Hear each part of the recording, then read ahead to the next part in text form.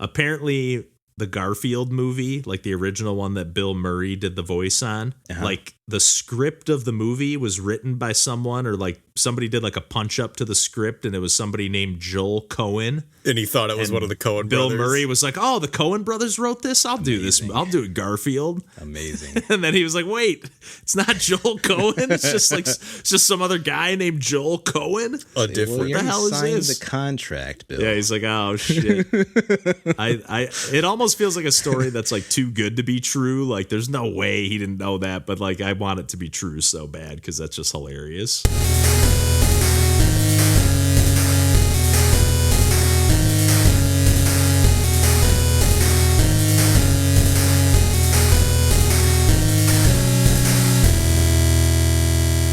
Hey everybody, welcome to Pursuing Pixels. My name's Kevin Portelli, and I'm here tonight with John Hines. Hey there. And Randall Nolery. Hey, folks. And we are back as always to talk about some video games. I got to be honest, on my end, I haven't had a ton of time to do a whole lot of gaming over the last couple weeks or so, especially with the 5th annual Pursuing Pixels James Jam Game getting underway. Nice. So I can't say I'm doing a ton of work on the back end with that, but just getting prepared for that and picking a theme and getting all, the back end stuff set up for that. Just haven't had as much time to do, gaming and whatnot on the back end. And I know, John, I don't want to spoil it for you, but I know you're kind of involved in the jam this time around as well. So that is the perfect way to put it, as involved. And let's keep those expectations low. Well, I love it. Yeah, John's tinkering around on the Pico 8 this time around. So just excited to get another jam under our belts here and see what everybody ends up cooking up. But like I said, I don't know if that's impacted you guys at all, but it's definitely kind of limited some of my gaming time a little bit in the recent weeks. But yeah, without any further ado here, we can get into some of the stuff that we've been playing. So Randall, why don't you kick us off here with bit of an update on one we haven't heard about in a while. Yeah, life impacts gaming time. I would say it's quite a bit. Yes. Oh, it's tough. It's tough that way, and you can't just turn on NBA 2K, and you just can't do it. It's not. At some point, you have to be like, I'm not going to do it. Yeah. But you don't uninstall it, because when you reinstall it, you feel bad about that. So you just we're going to hear about that when I'm my game.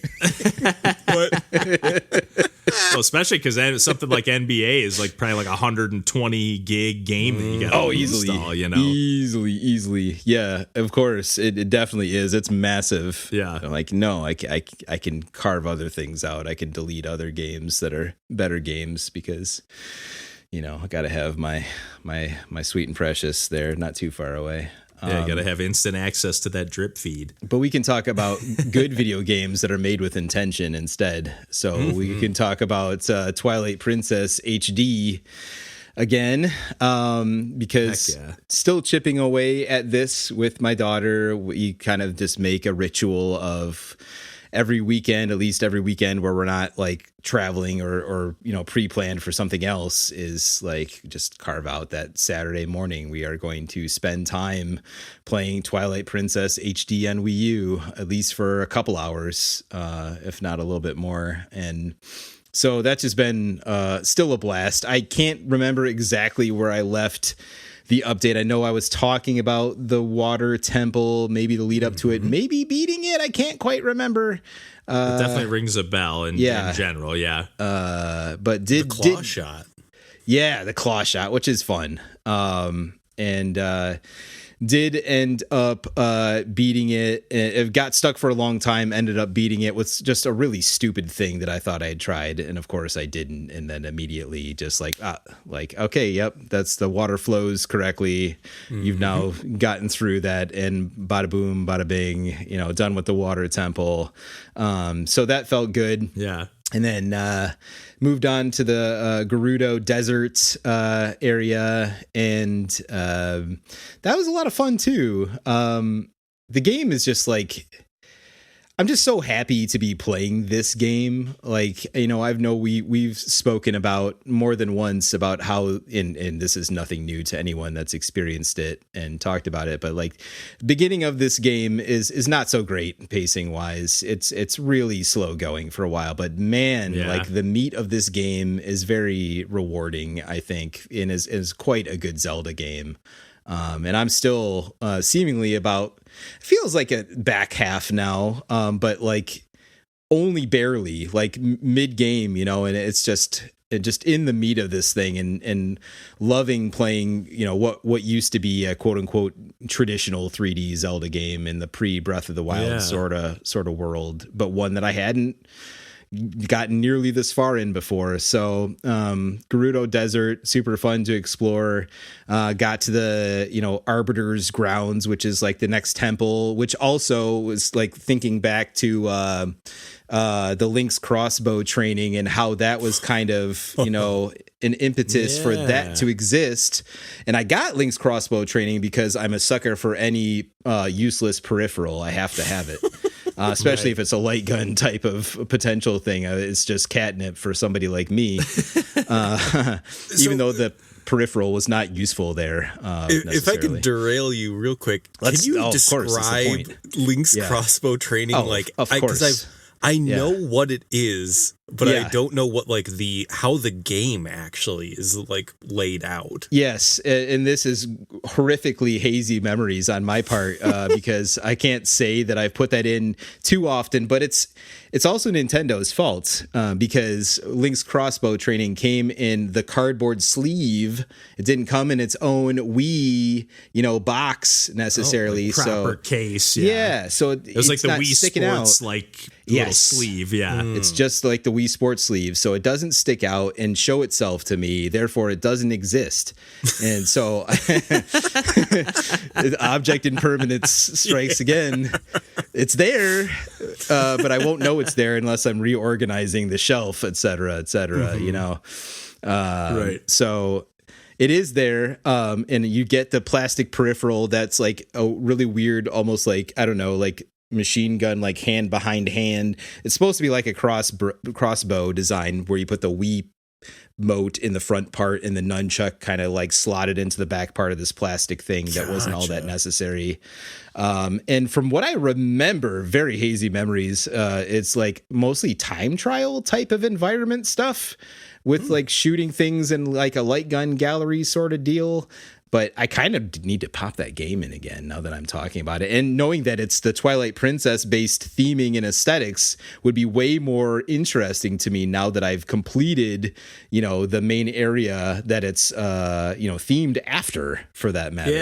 Yeah. We'd be very curious to throw that sucker in the Wii U and play on Wii mode these days, especially again in light. I'm preparing to sell that game Light Gun thing that I said was really bad. Didn't work properly. I updated the firmware. It seemed to work as bad or worse as before the firmware update, despite the amount of effort. And once again, bringing up the little metal pin thing we talked about before the podcast start that you use to get your SIM card in your cell phone.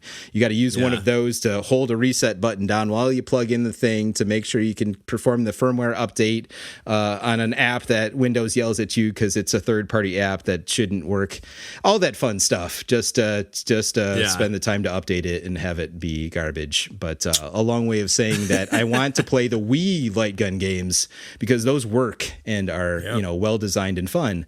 Yeah. So even if it is like kind of like cutting out, or not cutting out a middleman, but it's like it is kind of like diminishing the experience by like letting you see the cursor on the screen to a small degree. Sure. But I would much rather take that slight you know, trade-off to have like accuracy as opposed to, you know, just like having something that you're just like, you have no idea if it's working the way it's supposed to, you know? Totally agree that way. And I feel like at least with a lot of the Wii light gun games, some of them anyway, maybe half of them, you could toggle that, you know, on that's a good point. Cursor. Yeah, it might have been an option on some of those games. Yeah, like I want to say maybe the House of the Dead one or both of them are that way. Again, very vague memories. I need to pop in those light gun games again. Yeah, so they're not same. so vague. But Twilight Princess HD, yes, completed the Gerudo Desert section as well. Completed that temple, got the spinny top that you can spin around on. One of the fun. best Cool, items in any Zelda game. Very like kind of one-off. Like it doesn't feel like it's like, oh, this is like this game's version of that. It's like, you know, this is like its own kind of item Thing, yeah. Besides being a bit like, I guess, maybe like a little bit of the Tony Hawk-esque influence of like kind of fun to like board around on this thing, you know, of the era. But so that's what I likened it to when I was playing with my daughter that way. So fun that way, and you can kind of knock into enemies and, you know, awkwardly kind of jump around to keep some semblance of momentum going. So real good stuff. And jumping between rails feels pretty good. And again, like the grinding rails in general, very much of that sort of a time in many, many games that way. Yeah. I wonder if Reggie had a hand, and he's like, you got to put some Beyblades in this game.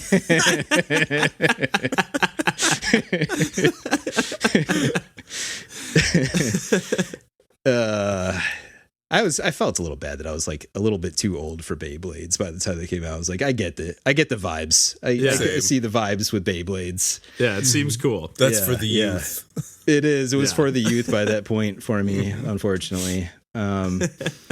But I'm definitely enjoying Twilight Princess HD all the same. And then again, not wanting to just strictly play it linearly, even though Twilight Princess HD, quite a linear experience for Zelda, which again, refreshing on my short time frames.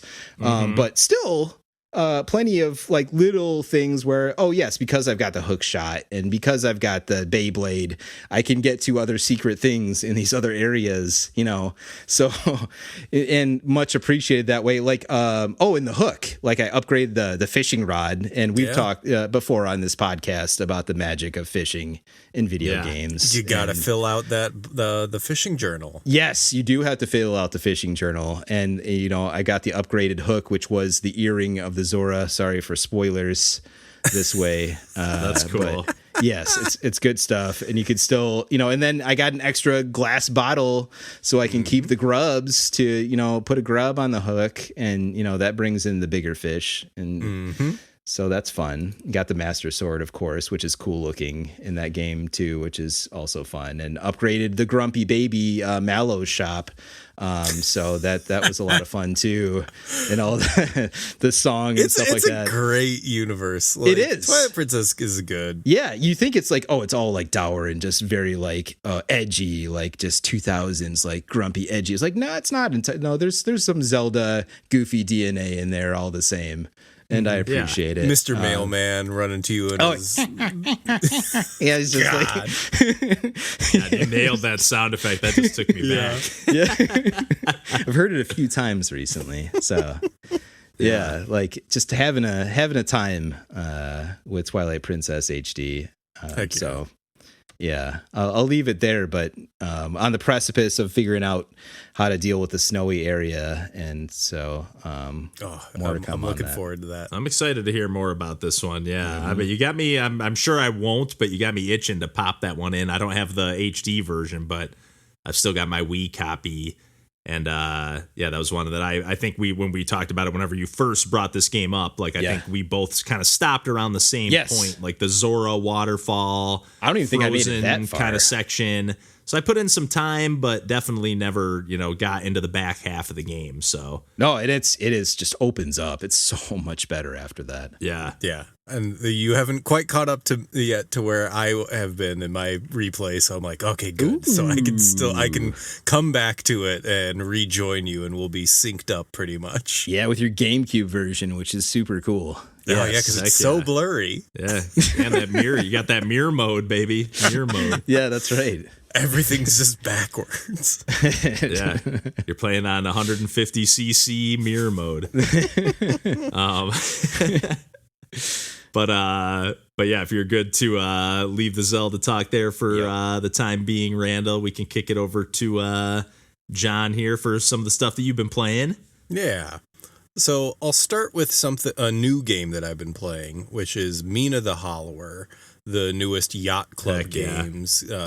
Very Link's Awakening and Bloodborne inspired, or any of the Soulsborne sort of crazy, which is such a good mix. Like, I'm not going to go too much in depth into it. I've gotten I don't actually know how big this game is. I feel like I've got a lot to play, but that's just because I think there's a lot of things to unlock, and I'm going to be pretty obsessive maybe about trying to get every single thing unlocked, which may involve a lot of backtracking and buying upgrades. Like, it's very similar to how Shovel Knight was, where, it has a lot of upgrades and a lot of side stuff that you can do that aren't necessary to beat the game. But if you want to upgrade every weapon type and go down every single upgrade path, there's a ton of stuff that you can do. And I enjoyed doing that in Shovel Knight to an extent. But the open world, construction of it, as opposed to a level-based construction, feels a lot more fluid, or easily to just go and it's I'll just explore this area of the map a little bit more, and I'll by nature of just doing that and trying to get a hold of a map which is how I enjoy playing those games. You just naturally accrue enough, in this game, the currency is bones to buy new upgrades and buy new things, as opposed to Shovel Knight, where it's okay, well, you have to do this level, you have to start at the beginning and end at that, and that's how you would get more currency in order to buy the upgrades. So it feels a little bit more organic in that respect, but I'm having a great time with it so far. I've only done a couple dungeons and gotten a couple upgrades and stuff, and it feels like there's just so much more to do, and it's really exciting, and there's a lot of fun stuff. So I'm going to be talking about this game for a bit, but first impressions, I'm really having a good time with it. Love that. Heck yeah, I'm definitely looking forward to checking that one out eventually. I played the demo for it a while back and think I talked about it on the podcast, or save it for the cast, or maybe I just made a video for it or something real quick. But I did want to ask, maybe you haven't made it far enough yet, but does it seem like it's one giant overworld, or is it broken up into levels? I'm not exactly sure, because it feels like the way that the world is presented to you, it kind of seems like levels, but I don't know. It definitely feels like that Link's Awakening thing where, you reach the edge of the screen and it just kind of scrolls to the next one into or the next one. So because I got a slight impression from the demo where I was thinking it was going to be a big overworld, but then I can't remember. It's been a little while now, but something about the demo definitely had me thinking oh, is this just going to be levels and you beat them and then move on to the next one? I wasn't 100% sure. So I'm kind of curious how the structure breaks out either way. Yeah, I don't know if I've beaten a big enough boss. I think the bosses that I've beaten, I think, will eventually just become regular enemies, and that's kind of the Dark Souls of it all, where there's just a lot enemies will have a lot of attack patterns, and you need to dodge them, and you need to actually pay attention to their patterns and learn them. And it's easier when it's a boss battle and it's a single screen, but then once they start throwing 3 of them at you at once, then you're oh god, I need to figure out how to actually maneuver all of these attacks. And it feels really good to play. I've seen people talk about the difficulty, but it feels very similar to Shovel Knight, where it's challenging but not oppressive. Oh, that sounds beautiful. Okay, that's a really strong suit of it. That's great to hear too, because I do remember when that demo came out, the difficulty on the hard side is what people were really kind of talking about, was oh man, I didn't expect this to be so hard. And I played through the demo and was not, that didn't blow me away on the difficulty side of things, but yeah, I looked up real quick. It does look like it's a giant, interconnected, singular world map. So nice, interesting. Because you definitely move indoors, and those will have their own dungeons in them. But yeah, I think you can leave at any time, and it's similar to Dark Souls, like or at least Dark Souls 1, where you get to a point and then you create a shortcut so you don't have to go through the entire dungeon over. You can just take the rope that you like knock down or whatever. Nice. But all that to say is I've been actually playing a different game that I don't think talked a whole lot on this podcast, despite playing it extensively for the duration of this podcast, which is Destiny 2, which has kind of been my go-to shooter and for years now at this point, but has just finally released its final live service update, and after this will be considered a dead game at some point. It's hard to say with these games as service like titles, like what is a live game or in these massively multiplayer games, like they kind of move between definitions that it's odd. So I've been playing it again. I had finally uninstalled it a while back, and I had felt like I was free from its clutches, but nostalgia moved me to reinstall it, and that's the case with everyone else, because this is the most active I've ever seen this game. Nice. That's kind of cool. It's really nice, actually, like to go into a map and then instead of it being kind of a single player game, which is how I happily played this game. I really enjoyed this game as, running into a few people here and there, but like seeing just like so many people playing this game all at once does feel like it's rejuvenated it in some way. And I've seen it go through so many iterations, especially like iterations that I don't like and have explicitly been really turned off by, just as like games as service, as like a philosophy, and how it kind of turned a game that I thought was a really like almost perfect gameplay and then just put obstacles in its way of like actively preventing me from enjoying playing this game because of all the battle passes, all of the limited content,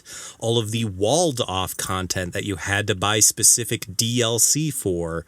But like now they have all of those expansions on deep discount. So nice. I like took the plunge and finally bought the game that was free to play, and there's a lot of really good gameplay in there. Like there's it's enjoyable, like, but at the same time, I have like 450 guns, and like each of them are unique, but like they all, I don't know. There's something about the game design of this looter shooter, like massively multiplayer online live service game that like, on some level, I just feel like it doesn't respect the player's time. Yeah. And it's kind of adding content just for the sake of getting you like mired and like stuck in it. And like, it's like, well, I need to compare these 3 identical guns to see which one has better stats, but it's not super easy to like see that. And it's like, it doesn't matter. None of this fucking matters. Like, I'm just having a good time playing the game, and like, I don't know. It's a good send off of a game that I've had a really checkered relationship with, despite it being, I think, my favorite shooter mechanically of any title. And I've heard that too, that the shooting is practically perfect. Yeah. And the fact that like they make like thousands of guns that all feel distinct and all control different and have different aesthetics, like it's impressive. And on the same level, like there's such a care and the attention to detail put on all of the level design. A thing that I loved about the game was how much of like it being an open world interconnected map that would also go from being these arena shooter things into a corridor shooter if you just went in a direction, and then it would turn into, these levels that I would feel shades of in Halo, but like playing Destiny felt like it was a fully realized version of like, you know, you go to a map in the first Halo, it's like, okay, well, there's just a lot of empty space. Like, this is impressive for the time, but it definitely feels like an Ocarina of Time overworld map where there's not really anything there. But then you play something like the EDZ in Destiny 2, and you're like, yeah, this is a fully realized, like, map where every building has a corridor based on where the layout is, and it's put in a specific place in the map.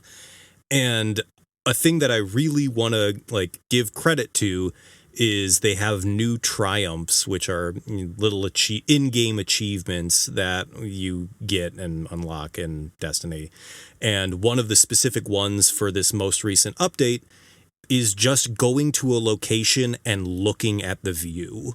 Nice. And that is my favorite thing. Like, it's like, yeah, I would go to this like high point on the map and you just look around. It's like, yeah, you guys did a really good job of making a level and I like looking at it. And that just, I don't know. It felt like, yeah, you guys understand what is good about this game. And it's that you put a lot of time and effort into making the component parts, but you had to make it a live service game in order to like drain money from people for like however long this game has been running. Right. And it's kind of nice to just return to just the gameplay and not have any of the bullshit like DLC or microtransactions or any of that. But it's a shame that you could only see that when the game is basically being laid to rest. Right. Wish it could have been like this from the start. Yeah, especially on your end, like coming to the game like kind of late after the fact, so you kind of missed the first wave of like the excitement and like what maybe when there was some of this kind of like just more organic, like fun excitement, you know, around the game, you know, to start, and you kind of just like found a way to find some fun in like kind of the, you know, the single player mode, if you will. Yep. But yeah, cool that you get at least a little taste of it, and hopefully that'll like last. Hopefully, you know, the people that are on board right now will kind of keep riding out this wave for a while. And even if they leave, I'll go back to enjoying the game as a single player game. Plus the DLC. Heck yeah. Yeah. Now you got a bunch of new stuff. Yeah. Oh my God. I've got like 6 campaigns to go through now.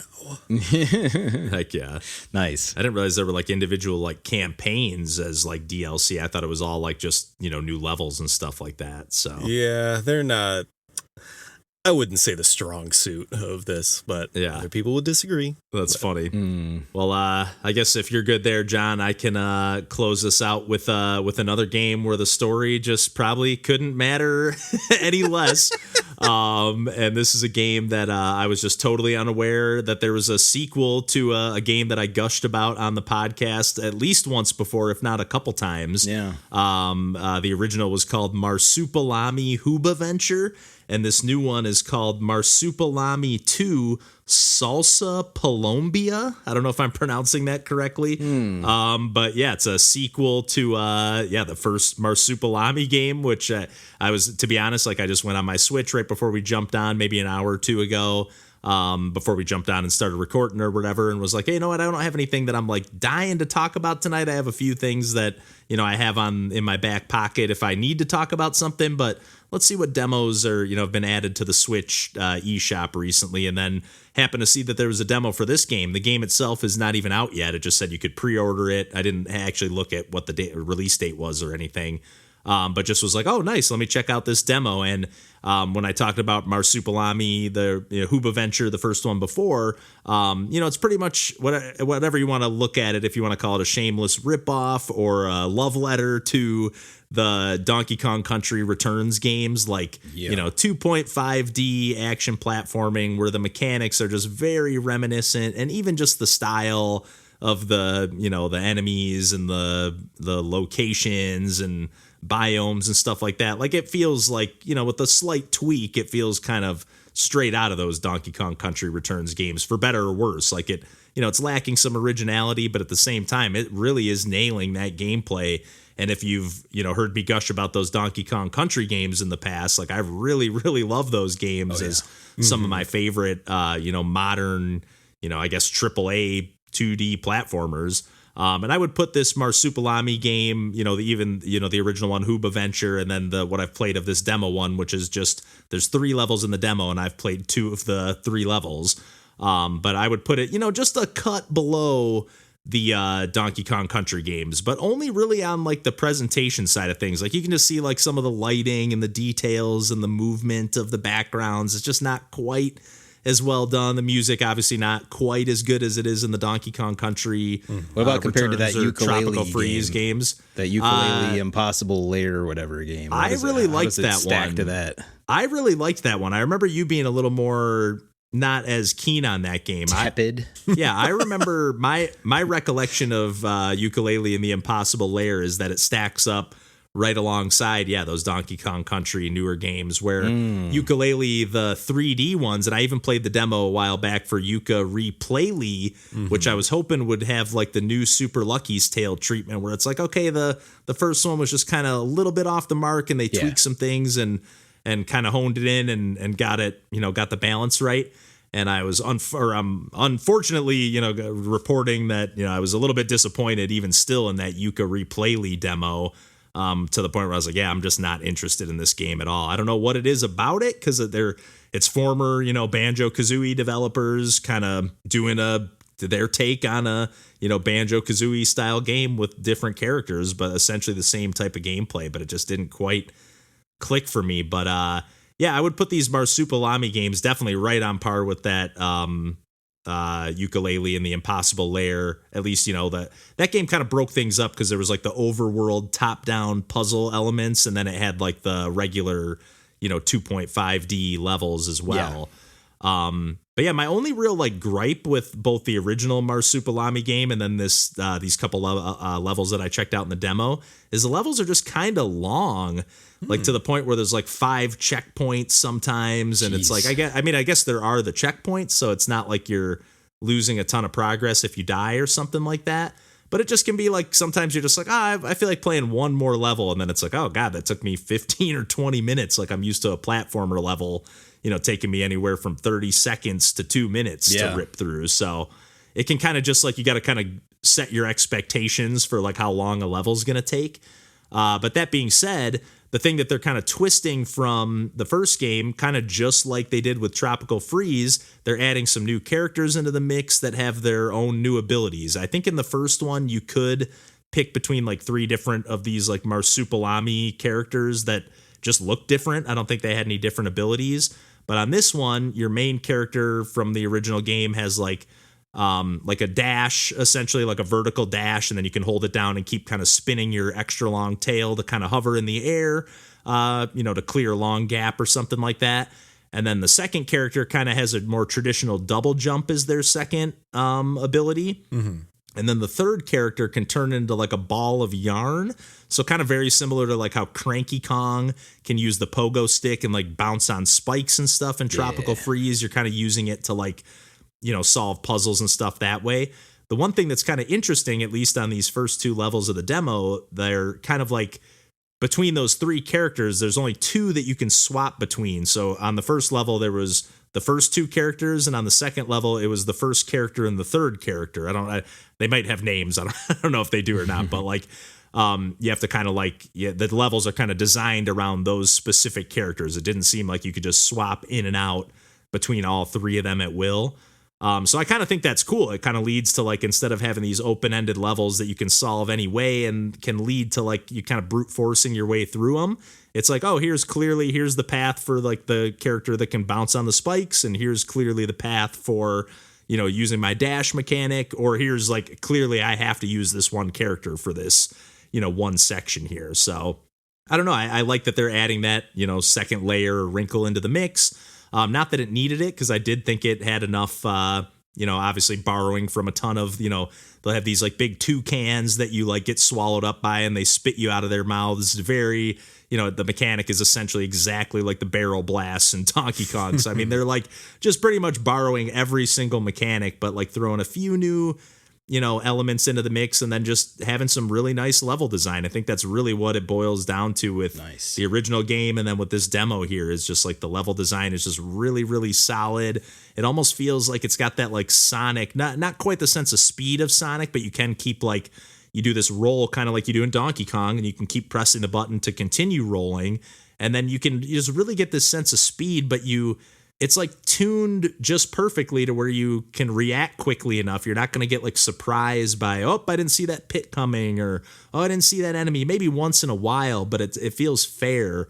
It feels like you could react on that first time, playing through the level, even if, you might not nail it on your first try. Like you could have done it, and you certainly, will be better off the next time. But I've just been really impressed with these games, and I was just so excited. Like I told you guys before we jumped on, like as soon as I saw that the demo was available, I was like, oh shit. Like I legitimately like kind of like perked up, like, oh man, I haven't been like this excited about like a new game coming down the pipeline in a while. Yeah, it came out of nowhere that way. And I definitely see the Sonic influence too, watching a trailer of it. Parts new Donkey Kong Country and parts, like well-designed Sonic. Yeah. And a game that I just like, not in a million years did I think this game was going to get a sequel. No. So right. Just really, really happy to, number one, see that this team is apparently getting another shot to like, try some new ideas here, but with, kind of sticking to the core formula that made the first game really great in the first place. So that's sweet. Really pumped to know that this game is on its way. Nice. Heck yeah. But I've been playing some other demos, but I think I'll save those for a future, save it for the cast or just a future episode here. Although I might want to talk about some of the Game Jam entries in the coming weeks here as well. I'm definitely looking forward to digging into some of those. I didn't even mention that the theme this year was Protect. So I feel like you can kind of lean a bunch of different ways with that. So just looking forward to seeing what everyone, including John, ends up cooking up here, even if he doesn't end up making it across the finish line here. At least getting excited to hear some of those Pico 8 tracks, if nothing else. So, I'll have them playing in the background of a menu screen at the very least. Heck yeah. But yeah, if you guys are going to leave it there, I think we can probably wrap things up for the evening here. Mm-hmm. And nice. And as always, you can find us on the internet at pursuingpixels.com and pretty much anywhere else on the internet. Just look us up, Pursuing Pixels, and you can probably find us there. And until next week, we will catch you then, and take care. Bye-bye. Bye-bye. I still can't deal with Hoob Adventure. Just can't. I can't get with something with its tagline Hoob Adventure. What are we doing? He does. The character says it, like when you do your little dive thing, he goes like, Hooba! Hooba! So it must be something like within the universe that like, that's like what the character, like the turtles have Cowabunga and Marsupilami has Hooba! Hooba Venture!